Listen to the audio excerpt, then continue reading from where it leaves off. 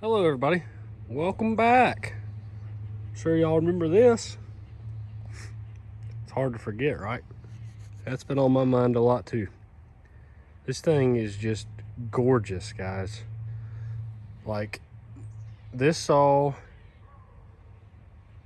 just the curves and the way everything is designed, this thing is gorgeous.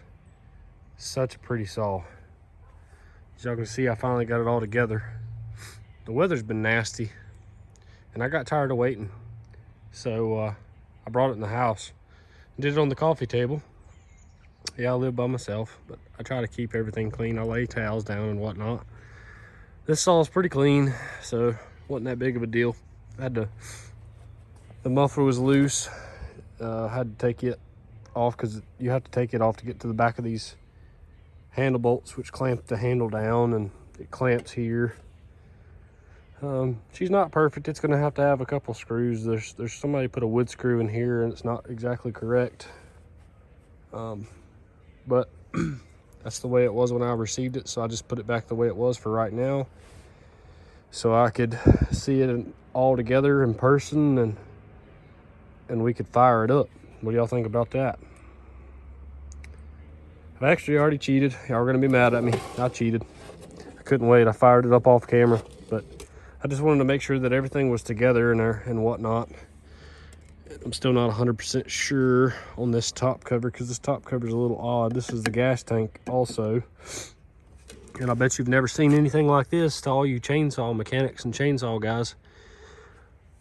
This is not only your clutch cover, but your oil tank. This little area right here that's sticking out is where the oil goes. It goes in here.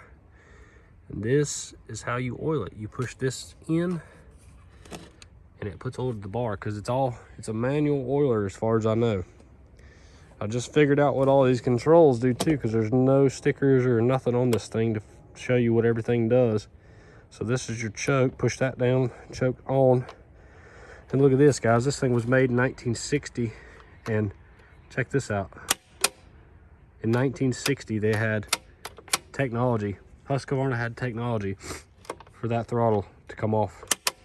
It had a high idle, had a throttle lock somehow or another. I did this earlier, and there it is. There's the throttle lock. It's set. This thing has a throttle lock. I think you have to squeeze the throttle a certain amount and then you let go. Yeah, you squeeze the throttle about halfway. Squeeze the throttle about halfway, and then obviously this is your kill. It's just a momentary push button. And y'all seen that in the last video. That's the fuel tank. I know I'm just going over a lot of random stuff, so if this video bores you, I totally get it. You don't have to watch it, but for the people that love Husqvarna and love chainsaws, figured y'all might appreciate something you ain't never seen before. There's the muffler. I didn't show y'all guys while I had this off, because I did have the muffler off and I inspected the piston off, because like I said, I had to put the handle on. But the exhaust is your typical rectangular port, and this muffler is literally like a dirt bike chamber. Instead of the muffler being rectangular to match the exhaust port, they made the exhaust, it's like a tube. It's got a square flange with a tube that comes out, and that's what catches all the exhaust into the muffler. And that tube runs straight out, down, around, and back up to the exit here, giving this thing that unique dirt bike sound. This thing literally sounds like a dirt bike. And I believe this is 7/16 chain. If anybody knows for sure, let me know. But I believe this is 7/16. It's a Sandvik Sweden, and the number on it, I see an 09 on the tooth, and I see an 11 on the drivers. So if anybody knows for sure, let me know. That'd be great. I believe it's 7/16. Chain looks to be in pretty decent shape. It needs a sharpen. It's just old chipper chain or semi-chisel chain. Yeah, y'all can see I got the bar on. Got it all together. So I'm sure by now y'all are tired of hearing me talk about it. You want to hear it run, don't you? Yeah. Well, let me get the tripod out, guys, and get y'all set up, and we'll fire this thing up and run it for a few minutes. How's that sound? All right, I'll bring y'all back. All right, guys, got y'all set up on the tripod here. Try to get you a good angle so you can see. This video ain't gonna be nothing crazy or nothing, but like I say, it's still, you know, cool piece of history. So put this all over, so I figured you might like it. Anyway, without further ado, we're gonna try to fire this thing back up and let y'all hear it run, play with it for a few minutes. We may try to cut something, but I don't know. This chain's so-so. It's definitely gonna need to be sharpened. I've been looking at it, so I don't know. We may not right now. May get it sharpened and then make another separate video actually doing some cutting with this thing.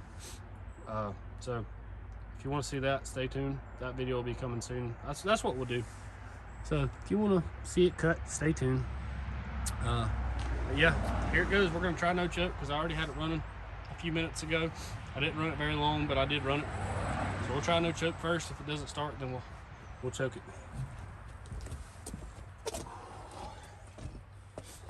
Hope y'all can see that. All right, here we go.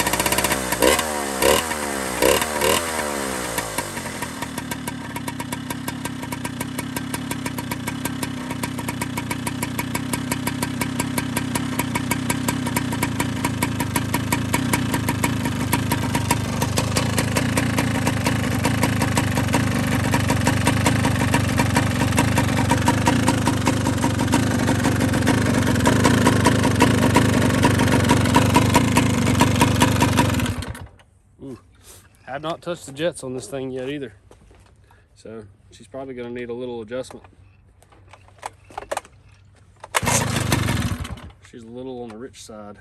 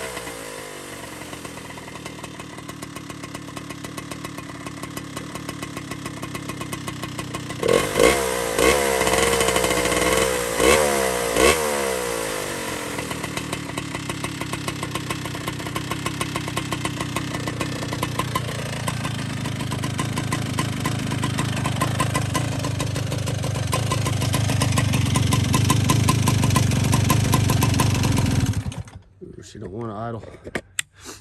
She's loading up on the idle, but it's running. I'm gonna have to look at it. It's got a HL series on it, I believe. So I'm gonna have to look and see where the jet access is on it and adjust on it a little bit. This is the second time I fired it up.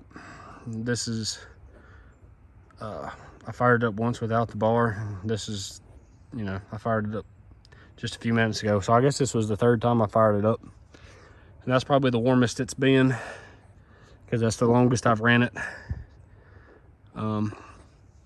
So yeah, it's probably definitely gonna need some adjusting and some looking over, as well as that chain sharp.